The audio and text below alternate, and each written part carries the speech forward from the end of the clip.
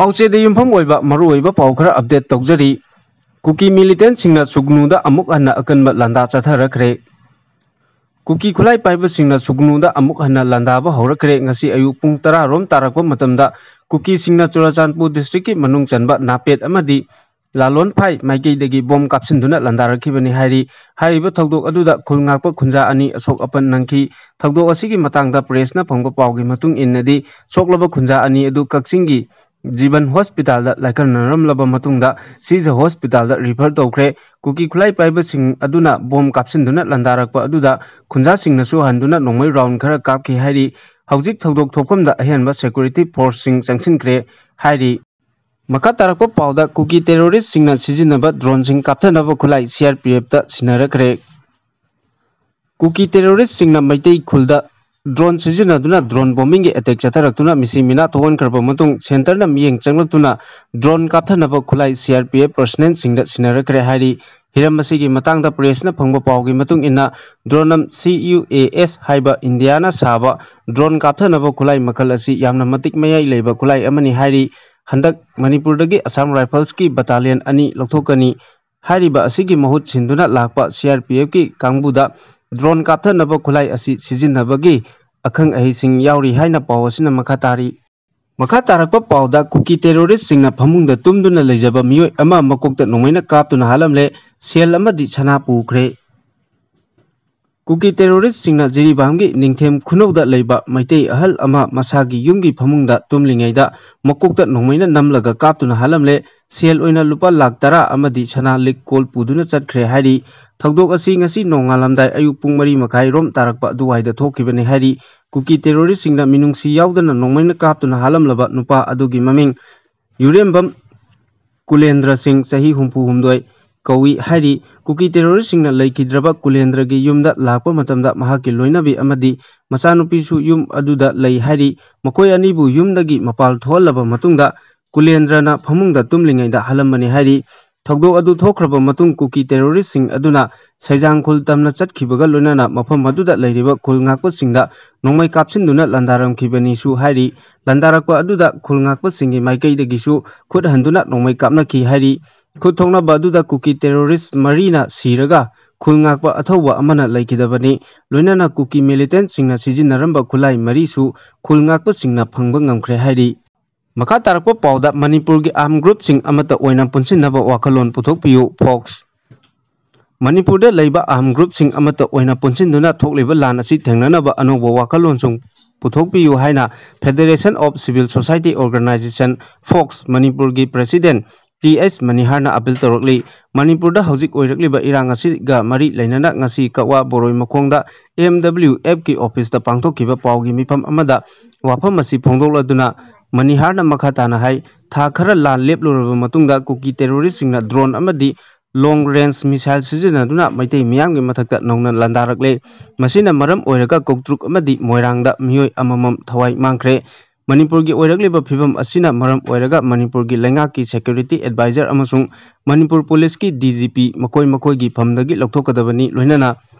India ki saruk ama oiriba Manipurda Landarakliba asi Defense Minister na Haksinna Logduna military threat down ama chatharaga Manipur kangadabani Amoromda Kuki Jo MLA Tara Khaidokraga Lemhoriba MLA Yangkhaina Manipur kannabagi damak resign tawba yauna chapchaba phirep ama lawraga center da akanba pressure pigedabani Hari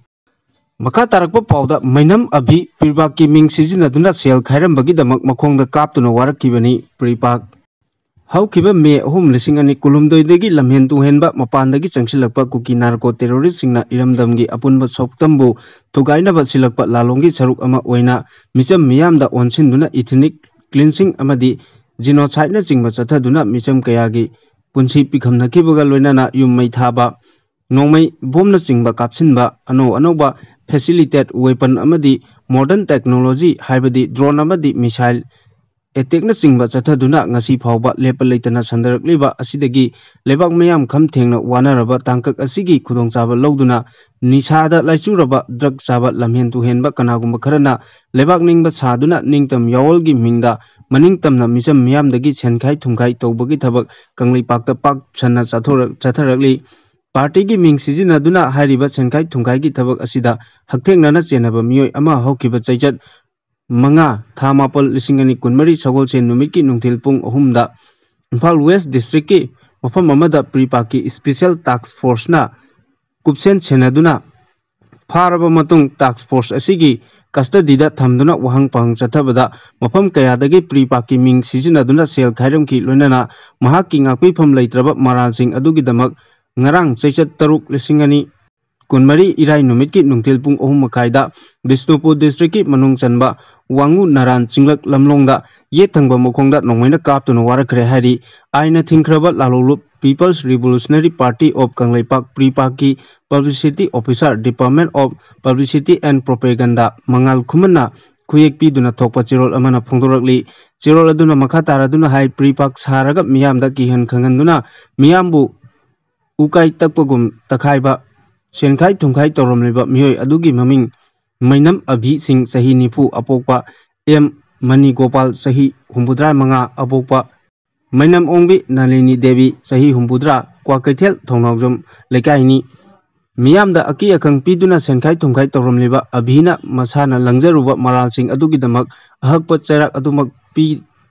pidrabasu matungda amuk hana party gi mayokta thabak toroklabadi ngasi mahakna phangliba chairak asidagi hena kanba chairak pigani abibu makatana wahang pahang chathabada mahaka loinana senkhai thungkhai chathaminaramba miyoi kharagi ming matha amadi leifamna singbasu party gi custody da leire hairiba miyoi asi makoi gi tungi khallaga maming matha sing phongdok chadre maram aduna makoi masana khangna numit mangani gi manungda party da changjarakadabani natrabadi abhina phangliba chairak asidagi hena kanba chairak ama party na pigani haiba section wahai asisu chirol aduna khangalagli aroi bada irei bakcha singda ningsingjaningba wafam amana pripakna lebak miyamdagi selgi tengbang pibinaba haijaba matamda party gi letter heta chingkhai nganba maitei revenue chief department of finance pripaki khuyek piba aiba cherol loina jarakani madu natana party gi letter head yaudana se machet amada phone number amadi asaba ming ama hekta thonjinduna laioi khraba party gi ahal singi ming phawba sijinaduna selgi tengbang piu haina lakpa sing gari waige lakpa amadi makal ama hekta da tengbang piu haina lakpa sing matam chana party da paw bibiro amadi hariba ningtam yawolgi maikhum upa sasinaba masana masabu yawoloini haijaba sing asibu malemgi laimaidagi maru phangna muthatnaba lebak miyamgi mateng nijari haina su cherol aduna makatari makatarакpa pawda thokliba irang asigi matangda yambem labana lengak amadi miyamda wafam kaya thamlakli Manipur ge oirakliba phibam asida Manipur kanbaga chief minister kanbaga anisigi manungda karamba kangadabano haibagi wakan khanba matam oire haina yambem labana phongdokre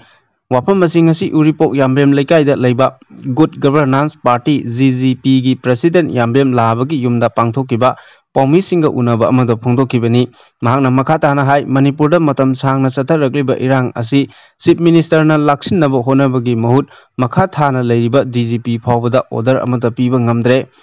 makhataba DGP da order piba ngamdaba chief minister na Manipur kannaba thabak karamna paikhalakani phiba masi yorabadi masana khangna chief minister phamdagi resign tawba natraga ruling party leihoriba MLA nimfu mangana tokjarage haina aiba chero pisinba matam oire hairaduna haukiba ingchok lisingani Nepal da matau karamna Congress party na miyoi tarani thoi khakta leiba group amaga su agreement sign tawnaram libano haibo wahang su mahakna hanglakli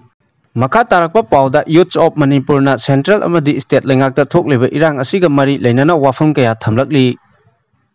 Manipur ge naha singbu Bangladesh ki naha gumna oiraknaba maru hunganu haina youths of Manipur ki chairman Sinthangamba Lorembamna phongdokre wafam masing asi Manipur press club ki thangjing hall da pangthokiba paumi singa unaba amada mahakna phongdokibani mahakna makha taraduna hai tampak ki lengakliba MLA minister singi makhoi gi ijat sokpa yabo wafam nainarakpagi iho ama lakpa matamdana iho asibu namthanaba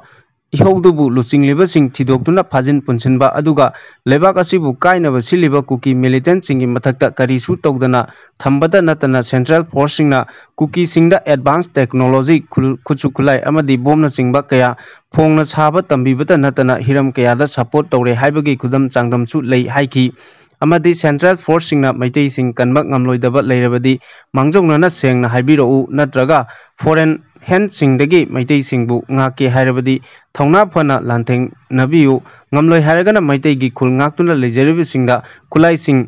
chinabiram laga battalion da talap ngaiduna leiro haiki